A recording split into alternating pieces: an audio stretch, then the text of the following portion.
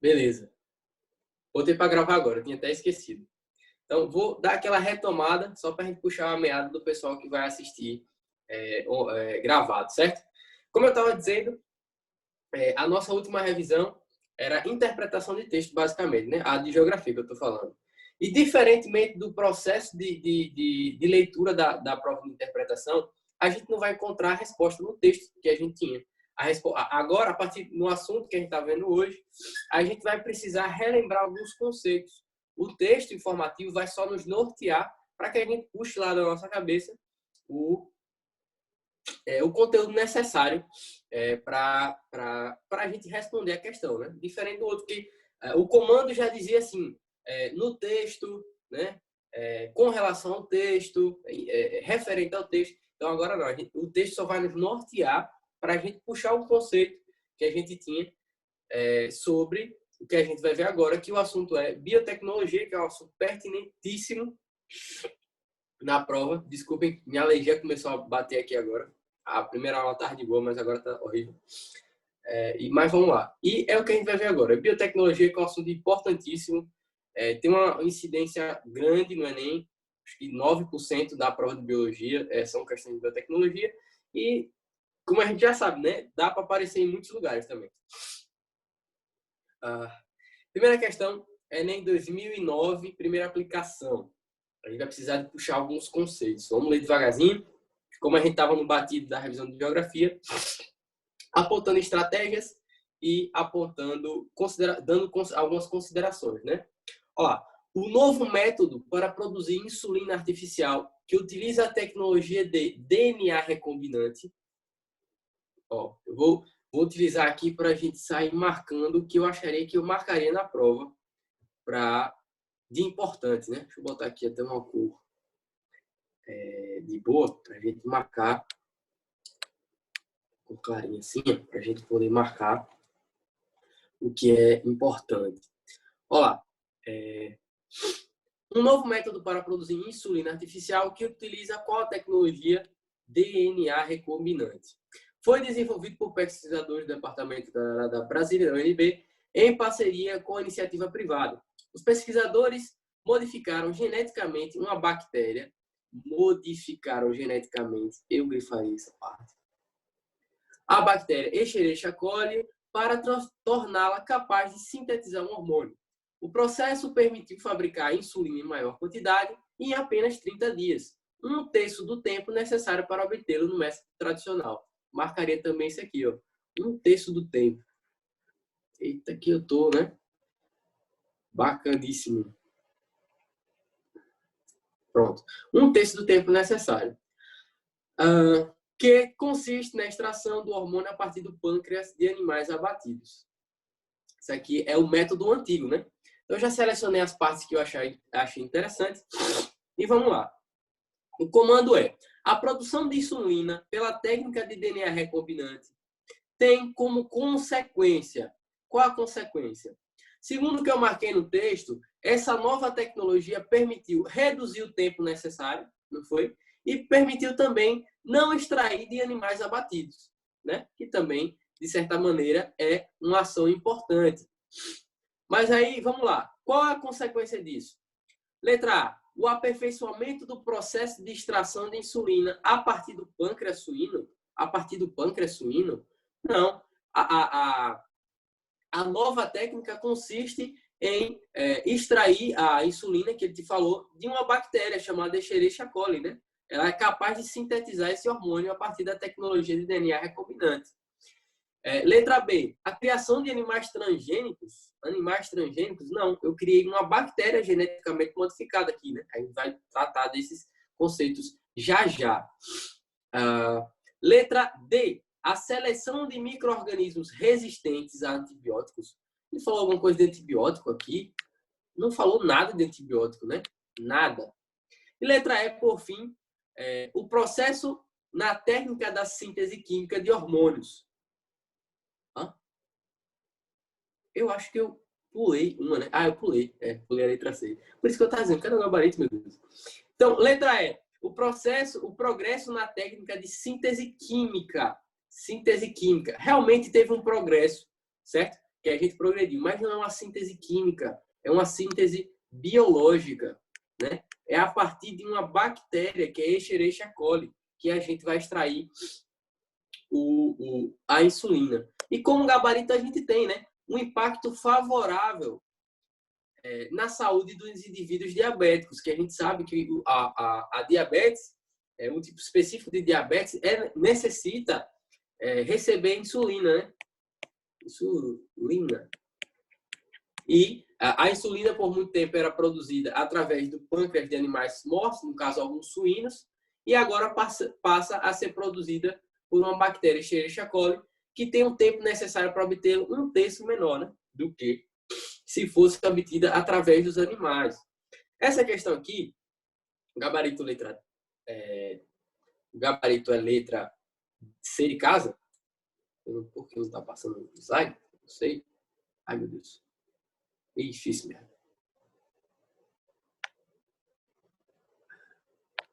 Voltei. É justamente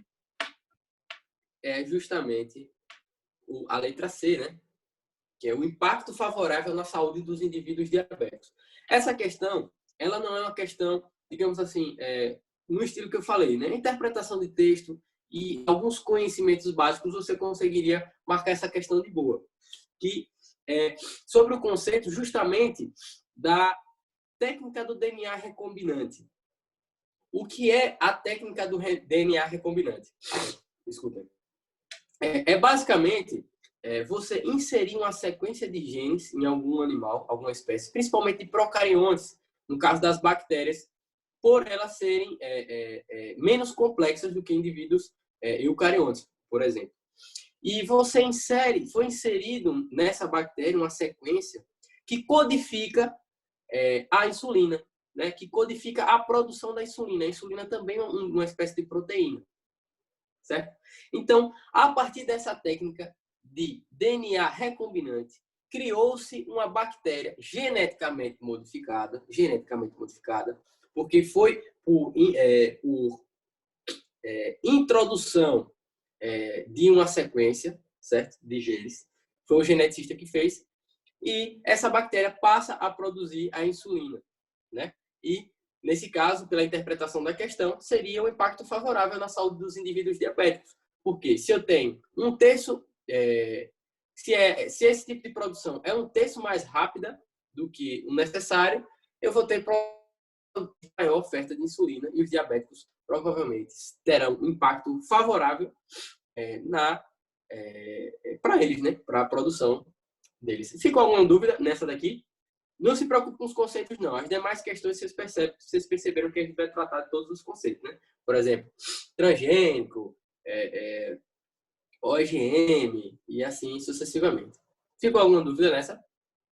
Interpretação, basicamente. Não. Não, né? Vou considerar um não aí. E vamos embora. Para a gente não perder muito tempo. Pronto, vamos embora. Mais uma, ó.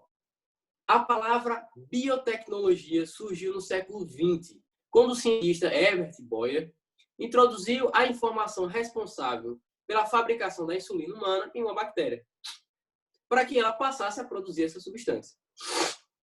Ai, meu pai. As bactérias modificadas por Herbert Boyer passaram a produzir a insulina humana por quê? A outra questão eu já respondi a essa, né? Basicamente. A explicação estaria na pergunta anterior. Mas é justamente isso. É a técnica do DNA recombinante, DNA codificante. Certo? Que a gente viu na última questão. Mas aí vamos lá, alternativa por alternativa. DNA recombinante de insulina humana. Letra B. A proteína sintetizada por células humanas. Letra C. O RNA mensageiro de uma insulina humana. Letra D, a sequência de DNA codificante da insulina humana. E letra E, um cromossomo da espécie humana. Beleza, como é que funciona a técnica do DNA recombinante, né? Da introdução de um DNA diferente em outra espécie de indivíduo, em outro tipo de indivíduo. A gente precisa relembrar aquele negocinho, vocês lembram? Que é aquela sequência lógica da replicação do DNA. A gente tem o DNA. Eita, DNA feio. DNA. Vai ficar assim mesmo, tá? Aí a gente pode ter a replicação do DNA, mas o DNA ele pode se transformar em RNA. RNA.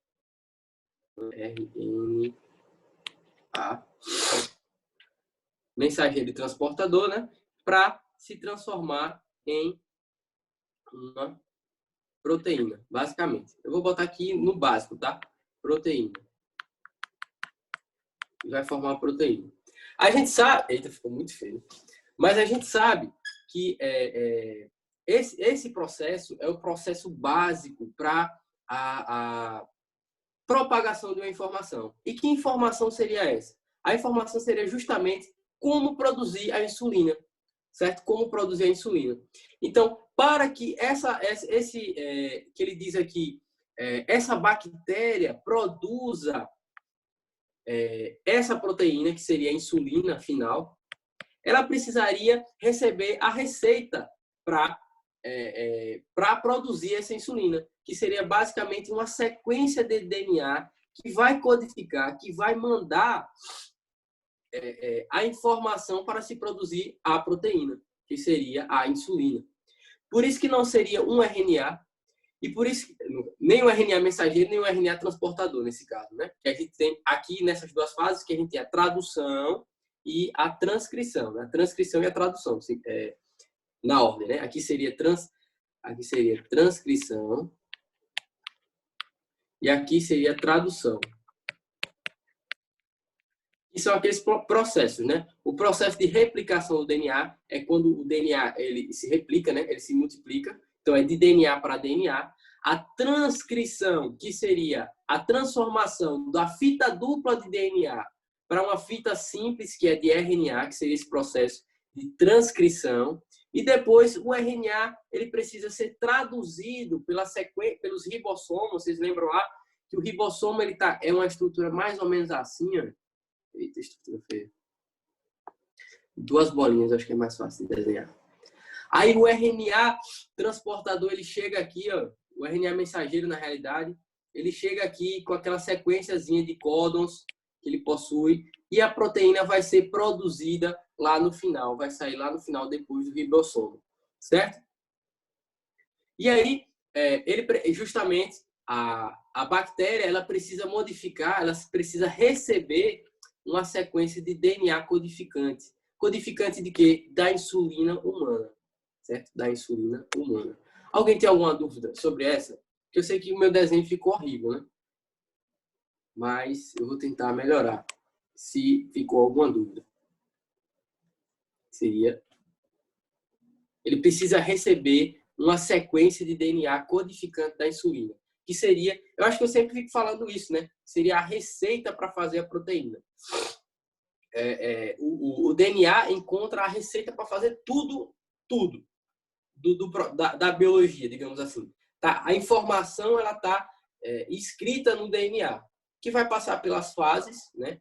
Que eu trabalhei aqui agora, que seria, ele pode se replicar, se reproduzir, né? Se refazer, pode passar pelo processo de transcrição para se tornar uma proteína final. Ele precisa passar pela transcrição, depois pela tradução nos ribossomos e assim se transformar aquela receita em uma cadeia de aminoácidos, uma cadeia proteica, que seria, no caso, o exemplo da questão, a insulina.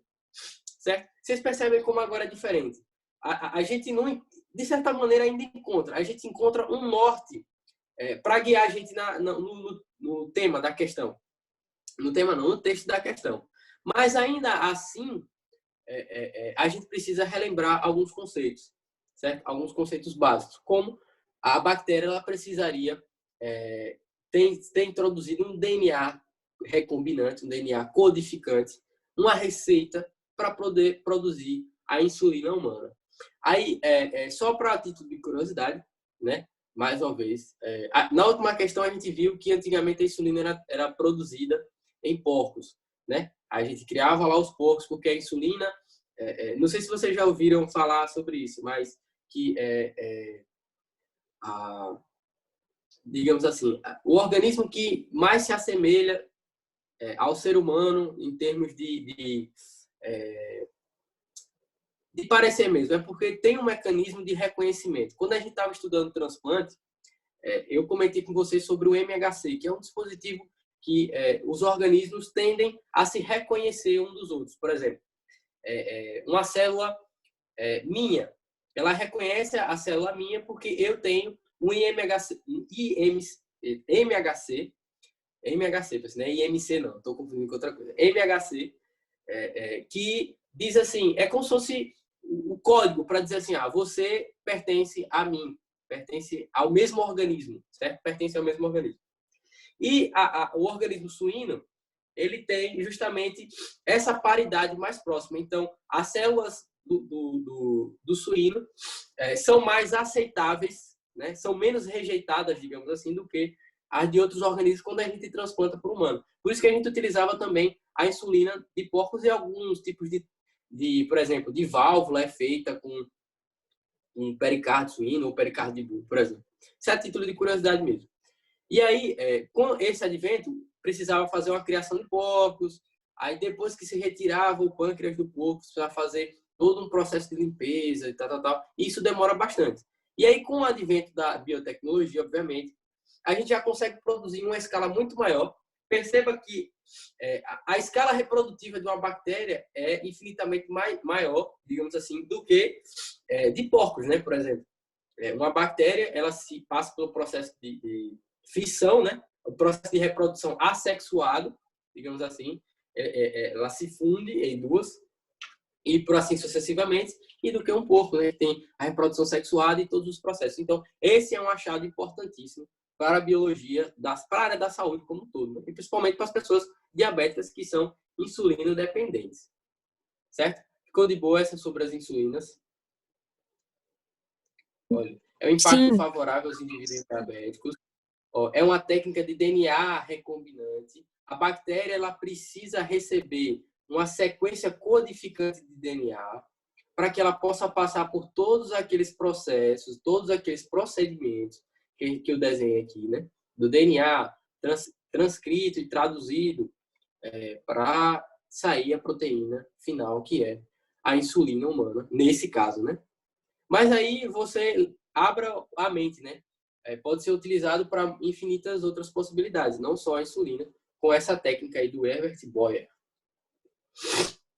Desculpem, tá? Meu nariz está muito gasturento hoje. Vamos lá.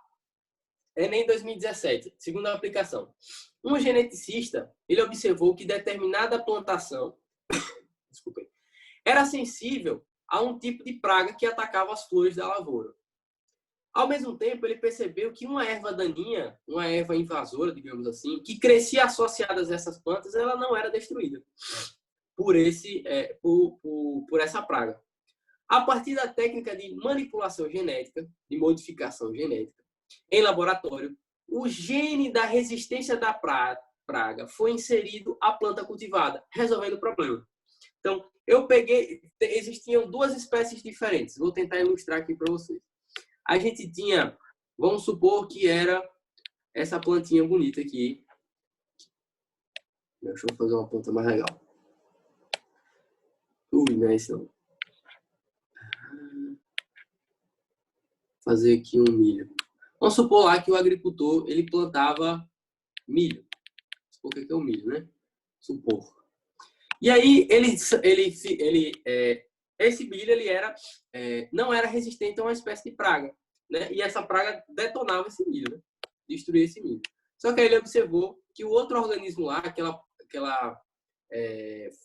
aquela erva daninha, ela não era atacada pela praga. E aí, pela manipulação genética, foi-se identificado o gene que conferia a resistência desse indivíduo. Percebam que são duas plantas diferentes, duas espécies diferentes, olha, espécies diferentes. E foi inserido no milho o gene que codificava a resistência, né, que determinava a resistência a determinadas pragas. E aí o milho conseguiu crescer e se desenvolver com mais facilidade, né? E se desenvolveu com mais facilidade.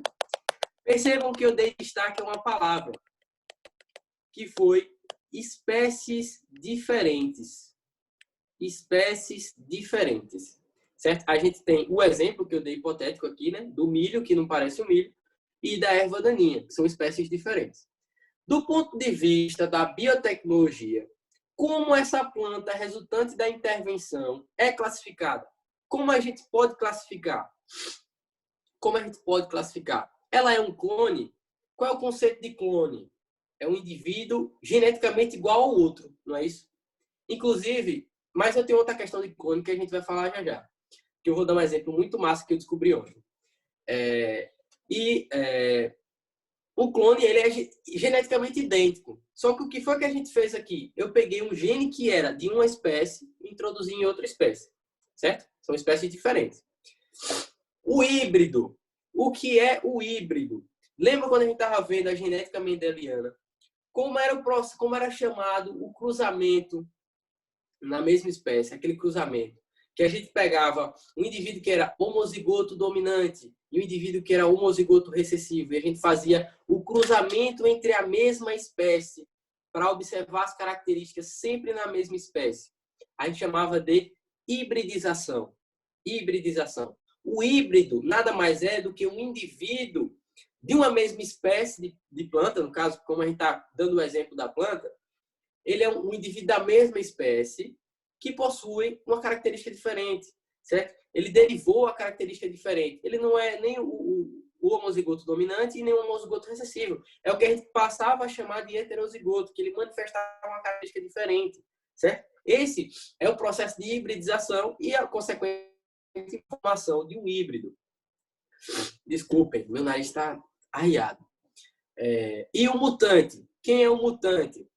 Mutação, pessoal, vai muito além do que a biotecnologia trata. Uma pessoa mutante... Lembra quando a gente estava falando de genética, mais uma vez? E eu vou classificar logo as mutações com vocês. E para vocês lembrarem. Mutação não quer dizer uma alteração significativa. Nem sempre uma mutação ela vai expressar, olhe, o fenótipo. Às vezes, a mutação que ocorre por N outros fatores, né? Principalmente a aleatoriedade, né? É um fator da mutação importante.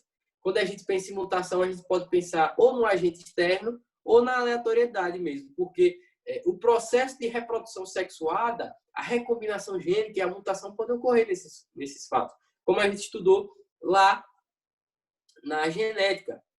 E aí, a mutação, às vezes a gente, quando fala, a gente olha assim, ó, mutante. O que é que eu quero dizer para vocês? A gente sempre tende a pensar em um ser aberrante, todo deformado, né, todo monstruoso.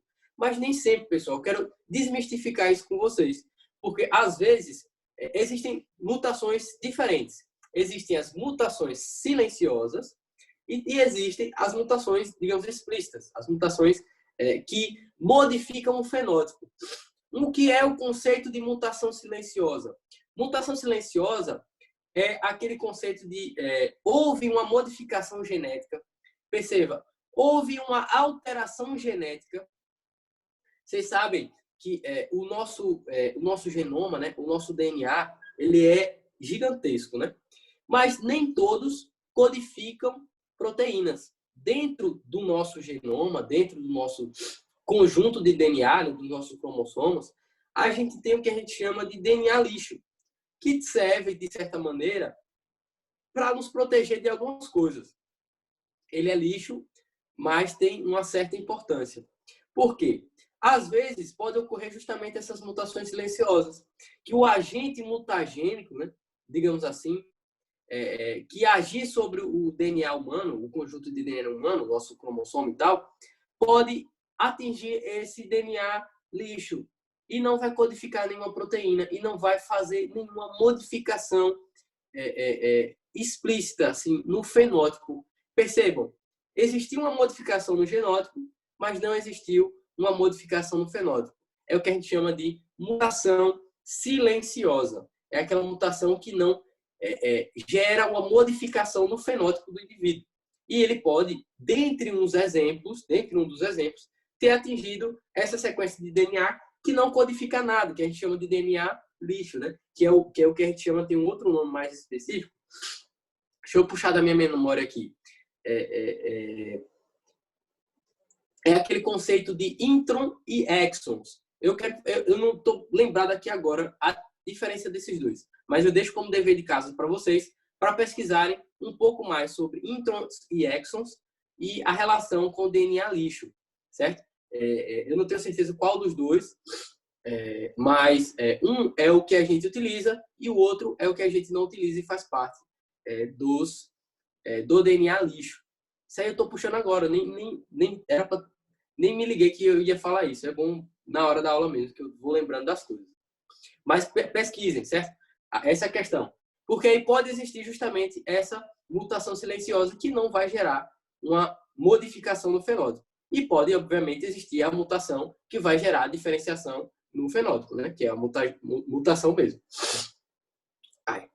E dominante, eu acho que eu não preciso nem falar, né? Que é classificada como dominante, não necessariamente. Eu acho que essa é mais esdrúxula de todas. E a gente fica justamente com gabarito. Se vocês levarem a etimologia da palavra, né? A etimologia da palavra já conceitua bem. Como eu falei, espécies diferentes. Trans. Quando a gente vê esse prefixo trans, quer dizer diferente, proveniente de lugares diferentes, né? De diferença. E transgênica, gene vem de gene, né? Então, quer dizer que esse gene veio de uma espécie diferente, veio de uma classificação diferente. Por isso que a gente conceitua como, classifica esse indivíduo como um indivíduo transgênico. Certo? Próximo. Dúvidas? Não perguntei nem se foi dúvidas. Essa aula é até 35 também, né? Eu tenho que me adaptar a esse novo horário. Inclusive, eu estava no sentido ainda que minha aula era sexta. Aí eu vi ontem que ia ser hoje. Mas está ótimo esse horário. Eu até prefiro na terça. Dúvidas sobre a questão passada? Dos transgênicos? Não. Ficou... Não. Massa. Ficou alguma dúvida sobre clone, híbrido, mutante? Dominante não, né? Porque dominante é... Clone. Pronto. Clone é um indivíduo que ele é geneticamente idêntico ao outro. Ele é geneticamente idêntico. Vocês lembram que eu pedi para vocês assistirem um vídeo de epigenética? Quem assistiu o vídeo de epigenética que eu mandei lá no grupo vai sacar logo essa ideia. A gente tem a formação de gêmeos univitelinos, né? Quando eles são geneticamente idênticos. Na composição genotípica dos gêmeos univitelinos, eles são geneticamente idênticos. Só que aí, já vou entrar numa sacada bacana para vocês. Anote aí no seu caderno. Que é justamente a epigenética. Que é o ramo da ciência da genética que estuda justamente essa variação. No vídeo que eu pedi para vocês assistirem, ele conta uma história de duas gêmeas idênticas, que foram criadas, hipoteticamente, certo? Criadas separadas, em ambientes diferentes. E não sei quanto tempo depois, muito tempo depois, ele reencontra essas duas gêmeas.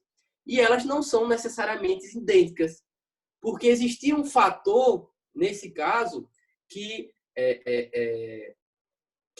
ocorreu essa diferenciação, que acabou diferenciando as duas gêmeas, sendo que o fenótipo das duas gêmeas, digamos assim, mesmo que elas possuíssem um genótipo idêntico. E esse ramo da genética que estuda justamente isso é a epigenética. A epigenética estuda a relação do meio ambiente interferindo no genótipo. Por isso que, mesmo que as gêmeas fossem um clone, digamos assim, né, geneticamente idênticas, por viverem, né, em ambientes distintos, elas apresentavam algumas características, claro que ela não vai ser totalmente diferente da outra, né? Mas vão ter algumas características sutis diferentes umas das outras. Esse é o ramo da epigenética, para estudar, para entender como indivíduos geneticamente iguais, por exemplo, na realidade não. A epigenética vem como o estudo da interação do meio ambiente com a genética do indivíduo, certo? Aí eu já puxo esse gancho aí para vocês darem uma estudadinha sobre epigenética, né? Sobre basicamente o que é epigenética. Se vocês quiserem, eu procuro o link de novo para quem não assistiu o vídeo. Mas é super interessante. Ele mostra mais detalhadamente essa relação aí do meio ambiente com o fator das gêmeas. Mas vamos de próxima, que a gente só tem 14 minutos, mais ou menos. Eita, meu pai. Menos que isso, né, na realidade. Desculpem. A reprodução vegetativa de plantas por meio de estacas é um processo natural. Eu destacaria estacas. Essa daqui, vou dizer no novo. Por meio de estacas. Você precisaria saber, precisaria puxar da memória mesmo o que é esse tipo de reprodução que a gente dificilmente vê em zoologia, não. No reino das plantas, né? Esqueci até o nome. Em botânica. Enfim, botânica, isso mesmo, botânica, em botânica. Então, é um processo natural.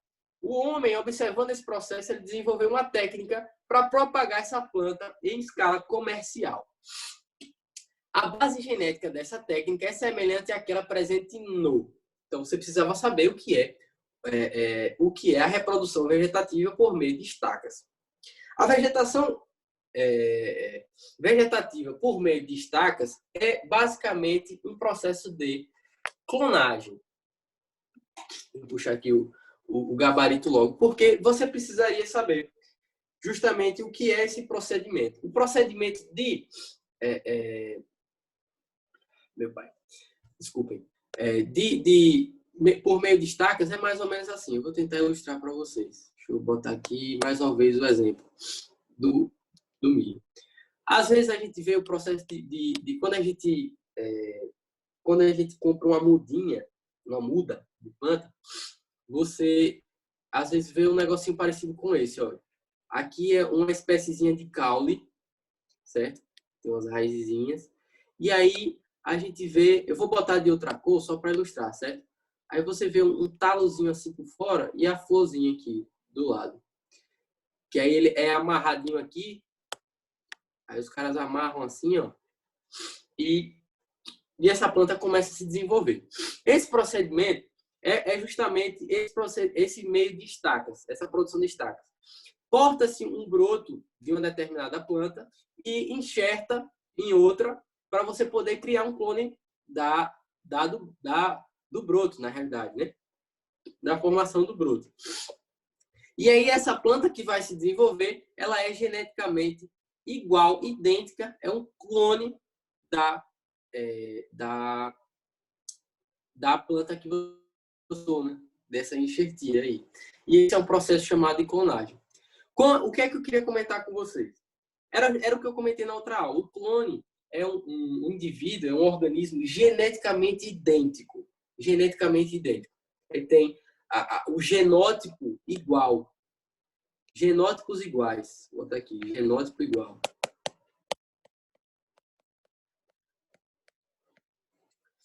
Ele tem um genótipo igual. E aí, eu queria contar um caso para vocês que eu descobri ontem. Nos Estados Unidos existe... vocês têm ideia de qual seria o maior organismo do mundo? O maior organismo do mundo? Às vezes a gente pensa que vai ser, sei lá, a baleia azul, né? Que é um mamífero enorme. A gente pode pensar naquele mitológico, né? Que dizem que existem, o Kraken, o Leviatã, que chamam também, que é um da mitologia, que era um animal descrito como enorme, gigantesco. Mas, na realidade, trata-se de um conjunto de plantas que chama prado. E ele fica nos Estados Unidos. E o que é que aconteceu? Ele ocupa uma área enorme, gigantesca. E ele é composto por basicamente o mesmo indivíduo. Ele é a mesma planta, na realidade. É uma planta. É prado, meu Deus. Não sei, vou até pesquisar aqui para não dar fake news a vocês. Isso eu vi ontem. Mas é só título de curiosidade mesmo. Eu até pesquisei para mostrar uma foto. Não é prado não, minha gente. Eu vou achar. Então, o que é que aconteceu? Não é prado. Cancela esse prado aí. O que foi que aconteceu? Essa plantação, ela foi ela se disseminou de tal maneira naquela região que constituiu um emaranhado de raízes também pertencentes ao mesmo organismo e atuando como o mesmo organismo e desenvolveu uma floresta enorme. Então, é basicamente uma floresta composta por clones, certo? Clones de um mesmo indivíduo, de um mesmo organismo, na realidade, de um mesmo organismo, que determina o maior organismo da face da Terra. E ele tem, tipo, muitos milhões de toneladas de massa, e tem um emaranhado de raízes gigantesco, que cobre uma área do tamanho do estado do Utah, né? Dos Estados Unidos. Ele fica no Utah. E ele é enorme. Eu vou pesquisar e vou mandar para vocês. E é basicamente quando são indivíduos geneticamente iguais. Eles são todos iguais. Eu já estou estourando meu horário, né? É Pando o nome, né? Foi quase. Prado eu falei, mas é Pando, né? É isso mesmo. Obrigado aí, os assessores, para relembrarem o nome. É Pando, isso mesmo. É gigantesco, é bonito, inclusive, né? Parece com o nosso IP. Deixa eu ver se dá para mostrar para vocês aqui. Ai, não dá. Fica na frente do background, né? Mas depois vocês pesquisem, é interessante. Meu nariz não sossega hoje. Me desculpe. Vamos para a última questão, para eu poder liberar vocês. Hoje é a nossa última aula, né? Eu não vou me esticar muito, mas eu vou botar... mentira que eu mostrei o gabarito. Mas eu vou botar o gabarito para vocês. Assim que eu sair da aula, eu mando no grupo. Certo? Vamos ver só essa última. Após a germinação... Deixa eu ver se eu tenho uma mais legal para a gente... Deixa eu ver. Tomate, vem, fofato biológico. Não, essa aqui não é tão bacana. Essa aqui é a interpretação, tá? Eu quero uma para ver se a gente precisa... tem uma legal aqui, ó. Dessas bandinhas. Que elas são recorrentes no Enem e é um modelo diferente, né? Para a gente ver aqui agora. O restante tem muita interpretação também. O Enem, ele gosta de você descobrir a paternidade do povo. Ele é basicamente aquele teste de paternidade do ratinho, só que em forma de prova, né? Será que ele é o pai ou não é o pai, né? Ele é o pai. Aí começa aquela brigaria toda. Mas vamos lá. O resultado de um teste de DNA para identificar o filho de um casal entre 5 jovens está representado na figura. As barras escuras correspondem aos genes compartilhados, certo? Então, qual é a questão? A gente tem a mãe... Desculpa. Aos genes compartilhados. Aí, quer saber quem é filho do casal, certo? A gente tem a composição gênica da mãe, a composição gênica do pai, né? Então, o que é que o filho tem que possuir? Tem que possuir barras em comum. Se ele está dizendo que as barras escuras correspondem aos genes compartilhados, então é mais ou menos o seguinte, a estratégia para responder essas questões. A gente tem uma barra, a mãe tem uma barra e o pai tem uma barra. Ele obrigatoriamente precisa ter uma barra, certo? É engraçado fazer isso, mas vamos lá. Percebam aqui, ó. A gente tem um filho 1, 2, 3, 4 e 5 de possibilidades. Eu quero saber quem é o filho do casal. Quem é o filho do casal, né? Vamos lá. Então, aqui tem a mãe, aqui tem o pai. Se a mãe tem, o filho pode ou não ter, certo? Então, o que é que eu procuraria de cara aqui? Eu procuraria de cara um gene que o pai e a mãe compartilham. Se o pai e a mãe tivessem um aqui, por exemplo, o filho obrigatoriamente teria que ter. Mas como nesse caso não tem, ele já complicou um pouquinho mais a minha vida. Aí o que é que eu iria olhar? Ó? A mãe tem, o filho tem, ó, o menino 1 não tem, o menino 2 não tem, o menino 3 tem, o menino 4 não tem, o menino 5 não tem. Não é fator de desempate, não é um critério de desempate aqui. Mas aí, ó, o pai tem... Deixa eu olhar aqui. Eu botei essa coisa certa. Tem, não tem. Tem. Deixa eu ver. Acho que sim, o gabarito é a letra C. O gabarito é a letra C, justamente. Tá. E aí, ó, o menino, obrigatoriamente, eu tenho que procurar as abas que mais correspondem aos lotes de gene compartilhado, né? Ó, esse menino aqui, ele não tem... Ó, vamos lá. Ah, tá. Isso aqui, isso aqui. Observa. Oi. Um exemplo. Eu preciso procurar por mais do pai ou da mãe, ou só se a questão especificar? Não, ele quer saber quem é o filho do casal. Eu já saquei qual foi a dele. É porque deveria ter uns quadradinhos mais bem elaborados aqui. Mas percebam. Olha, daqui para baixo ó, é onde a gente vai observar o diferencial. Daqui para baixo. Todos os indivíduos que possuem genes daqui para baixo estão desclassificados. Sabe por quê? Porque nem a mãe nem o pai possuem. Então, como é que esse menino vai ter esse lote gênico se nem a mãe e o pai possuem? Por exemplo, o menino 1, ele já tem um aqui, já está descartado. O menino 2, o jovem 2, também já está descartado. Ele tem 2 lotes abaixo do que o pai e a mãe não tinham, certo? O menino 3, ó, é o único que não tem para baixo, percebam. E o menino 4 ele tem também, e o menino 5 ele tem também. O gabarito é a letra C. Eu tava me batendo aqui e eu fiz, caramba, velho. Por quê? O que naturalmente a gente pesquisa nessas questões é deixa eu deixar assim, é uma barra assim, ó, quando o pai e a mãe têm o mesmo. Quando o pai e a mãe, eles correspondem, bota aqui, mãe, M de mãe, P de pai. Quando o pai e a mãe correspondem, obrigatoriamente o menino tem que possuir, né? Bota aqui F de filho. O menino obrigatoriamente poderia possuir. Então, todos aqueles que não teriam esse lote, eu já descartaria. Essa questão, ele nos mostrou o contrário. Ele nos mostrou uma base de genes aqui, essa base de genes daqui para baixo, em que nem a mãe nem o pai possuem. Então, se eles dois não possuem, o filho também obrigatoriamente não deveria possuir. Então, todos esses outros indivíduos que possuem esses lotes, cujo pai e a mãe não possuem, correspondem justamente aos indivíduos que não são filhos do casal. Ficou dúvida sobre isso? Não, isso É foi porque bem geralmente simples nessa abordagem que você usou de que se pai e não mãe não pensou. tem, então, não, estou dizendo que é simples, do jeito que você falou, né? Se for direto ao ponto do que o pai e a mãe não têm. Isso. Então, é o que a gente vai procurar nessas duas coisas. Quando o pai e a mãe possuem esse lote, obrigatoriamente o filho deve possuir. Quando eles não possuírem, obrigatoriamente o filho não deve possuir. Mas assim, por exemplo, com esse detalhe aqui do primeiro. A mãe tem, o pai não tem. O filho pode ou não ter. Pode ou não ter. Pode ou não ter, pode ou não ter, pode ou não ter. Porque vocês lembram que quando a gente está falando de reprodução sexuada, e principalmente a reprodução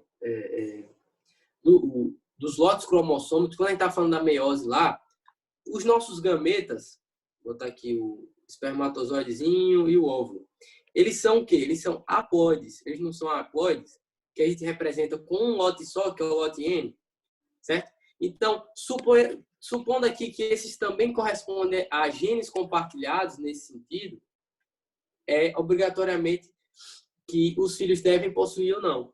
Se ele herdou do pai ou da mãe. Se, por exemplo, aquele lote é compartilhado entre os dois, obrigatoriamente que o filho deve possuir. Certo? E, caso contrário, se nem o pai nem a mãe possuem, o filho, obviamente, não deve possuir. Ficou de boa? Tem mais questão, inclusive. Tem até outra dessas. E essa aqui é um pouquinho mais complicada. Mas eu não vou estender o horário de vocês, não, que eu já passei de tempo. Eu vou deixar o gabarito. E se vocês tiverem dúvida sobre essa, por exemplo, quiserem uma explicação mais detalhada, vocês entram em contato aí no Zip Zap e eu respondo para vocês particularmente. Certo? E eu vou mandar agora o gabarito para vocês. Tá? É a última aula de hoje, né? Eu estou encerrando o segundo dia da revisão de vocês. E é um prazer imenso estar com vocês. Ou não é? É, né? É sim. É a última hora. Mas foi um prazer imenso estar com vocês e até a próxima semana com mais jogos, brincadeiras com questões Enem. Certo? Um cheiro e até a próxima. Tchau. Tchau, boa noite.